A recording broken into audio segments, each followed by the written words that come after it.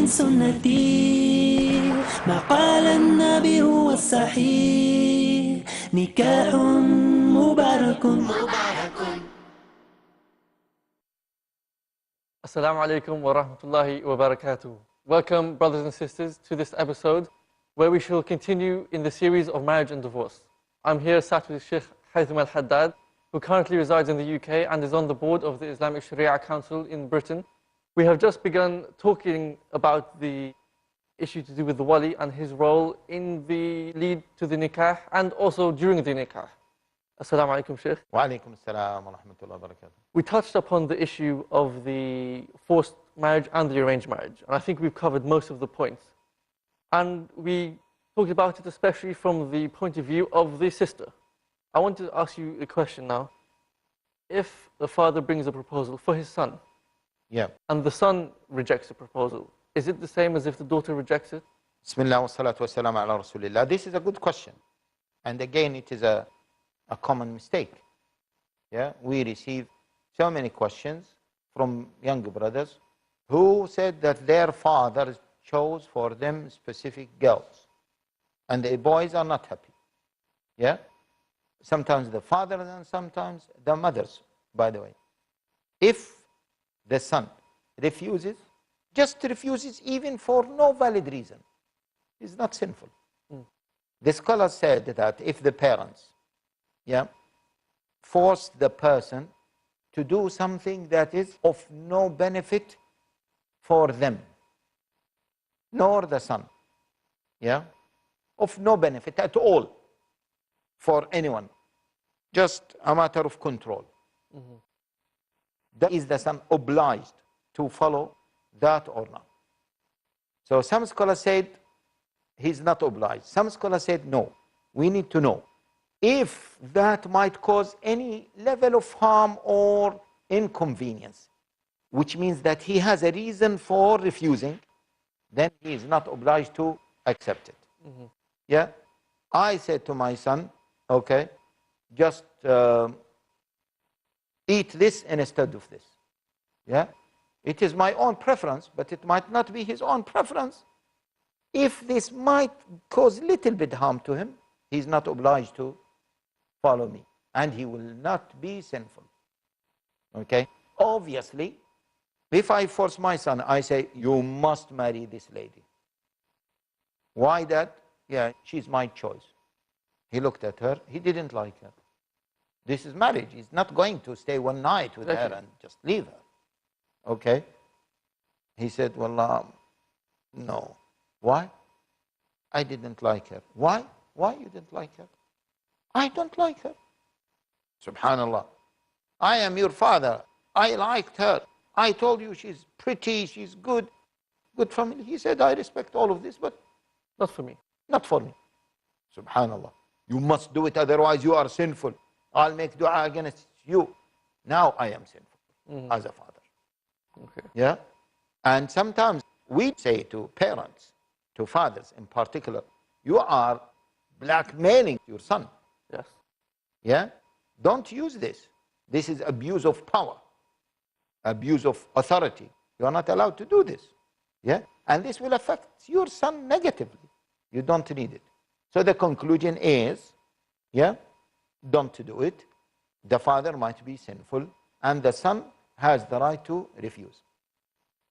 However, as I said with girls, just to go for the choice of their parents, I also say the same thing to the brothers. Go for the choice of your parents. Why? Because they will support you a lot, especially your mother. Because unfortunately these days, because of media and cultures and whatever, there are always tension between the mother and the wife. The two queens. The two queens. I have some, casual statistics that confirm to me, through the cases that I have seen, that I can tell you that 1/3 of the divorce cases are due to conflict between the mother and the wife. the influence of the mother, the blackmailing of the mother, the conflict. Minimum 1/3. SubhanAllah, sir. It's high. It is very high. And to be honest with you, although I know that some people might not like this, in some cultures, in some areas, some countries, because they don't have big houses, I don't recommend the man to marry and to live with his parents. Now, I am sure all parents will become angry with me because I have said this in a number of courses. You know, I gave this as a course a number of times. And some parents were there. Very few accepted this. And many of them, they did not accept this. So you're saying even if they live next door, literally, even that would make a difference? That will make a difference. That is far better. But to live in the same house where you have one kitchen, the mother is the big boss. It's her house. It is her house. And this young lady, she is coming. So she's dakhila, as we say. She's an external one who came. Entered. Yeah, who entered the house. Now the queen, the big boss, she wants to run everything according to her own wishes. And she feels that this daughter has, or this lady, has taken her son from her. And her son sometimes, and we will discuss this, inshallah, when we come to the issue of marriage. Her son now gives more attention to this young lady. So she becomes, you know, critical of her and the actions of her son. Now, when the son and his wife are under her supervision 24/7, then obviously, It would cause a bit of tension. yes, it will create so much tension.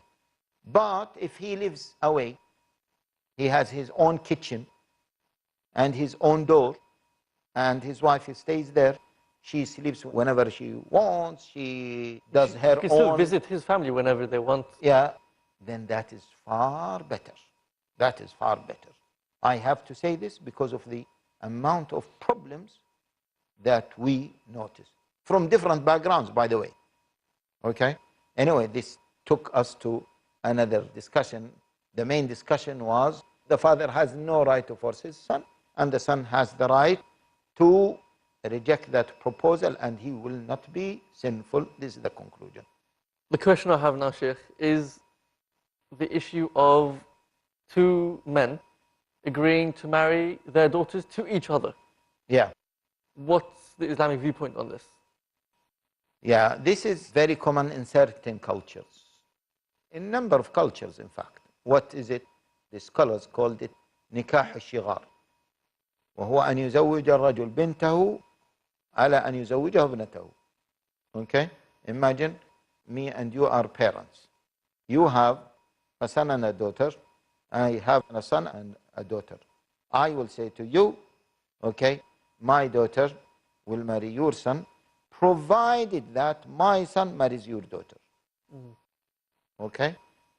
This is called shighar. Or I will marry your sister, provided that you marry my sister. I will allow you to marry my sister, provided that you allow me to marry my sister. Your sister. Okay? Now, there are a number of cases or scenarios. First of all, if that happened as an arrangement, no force, and the mahar was involved, and they were not dependent on each other, then it's okay. So it's not the case like if one marriage breaks down, the other one will. That is the point. So, for example, Brother Daniel, you have a sister, why don't I marry her? Then you might say, well, Brother Haitham, you have a sister, I want to marry her. Okay, khalas, you marry my sister, I marry your sister. What is the mahar of your sister? You might say the mahar is 1,000 pounds. I say, Daniel, but the mahar of my sister is 2,000 pounds. Are you happy? I am happy. Am I happy? I am happy. You go to your sister, Sheikh Haitham is proposing, what do you think? I'm happy. I go to my sister, Daniel is proposing, yes, yes. These are two independent marriages. Maybe there is a level of arrangement, but they are two independent marriages. that is perfectly okay.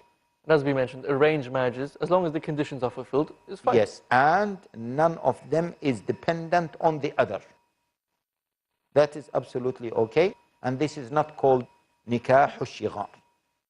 Nikah al-shighar happens, okay, in the same scenario that we were talking. I want to marry your sister. You said, no, except if you allow me to marry your sister. Then I go to my sister, I persuade her. Then I force her. Yeah? Or even if I don't force her, I persuade her because my intention now is to marry your sister. I'm not fully convinced. Yeah? But I persuaded her because of this. It's a little bit elaboration. And inshallah, we will continue. Yeah, We will continue, inshallah. Brothers and sisters, please come back and join us for the rest of the discussion, where we will continue on the role of the wali. Assalamu alaikum wa rahmatullahi wa barakatuh. النكاح من سنتي